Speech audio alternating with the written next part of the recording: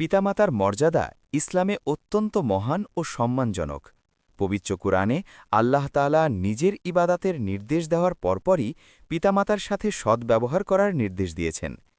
এটি প্রমাণ করে যে আল্লাহর হক আদায়ের পর পৃথিবীতে সবচেয়ে বড় হক হল পিতামাতার হক। কোরআনে আল্লাহ বলেন, যখন পিতামাতা বৃদ্ধ বয়সে পৌঁছায় তখন তাদের সাথে বিরক্তির একটি শব্দও বলা যাবে না। তাদের সাথে সবসময় কোমল ভাষায় কথা বলতে হবে এবং ভালোবাসা ও সম্মানের সাথে আচরণ করতে হবে। আল্লাহ আমাদের শিখিয়েছেন আমরা যেন সবসময় এই দোয়া করি, হে আমার পালনকর্তা, আমার পিতামাতার প্রতি দয়া করুন, যেমন তারা আমাকে ছোটবেলায় স্নেহ ও ভালোবাসা দিয়ে লালন পালন করেছেন। রসুলুল্লাহ সাল্লাল্লাহু আলাইহি ওয়াসাল্লাম বলেছেন, আল্লাহর সন্তুষ্টি পিতামাতার সন্তুষ্টির মধ্যে রয়েছে এবং আল্লাহর অসন্তুষ্টি পিতামাতার অসন্তুষ্টির মধ্যে রয়েছে। অর্থাৎ যে সন্তান পিতামাতাকে খুশি রাখে সে আল্লাহর রহমত ও ভালোবাসা অর্জন করতে পারে, আর যে সন্তান পিতামাতাকে কষ্ট দেয় সে বড় গুনাহে লিপ্ত হয়। হাদিসে আরও বলা হয়েছে, পিতামাতার সেবা করা জান্নাতে যাওয়ার অন্যতম সহজ পথ।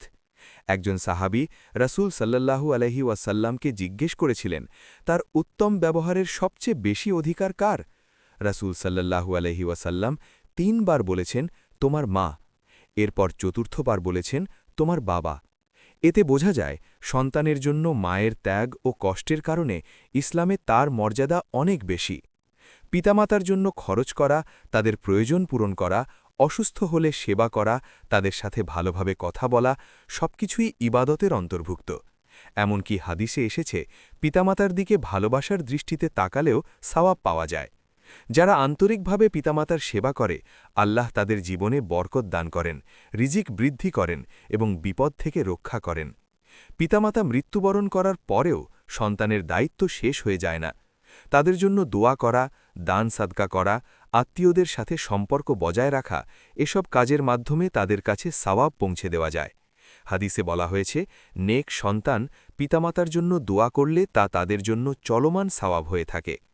পিতামাতা পৃথিবীর সবচেয়ে বড় নেয়ামত এবং সন্তানের জীবনের সবচেয়ে বড় আশীর্বাদ। তারা সন্তানের সুখের জন্য নিজের সুখ ত্যাগ করেন এবং সন্তানের ভবিষ্যতের জন্য সব ধরনের কষ্ট সহ্য করেন। তাই প্রতিটি সন্তানের দায়িত্ব হল তাদের সম্মান করা, ভালোবাসা দেওয়া এবং তাদের খেদমত করা।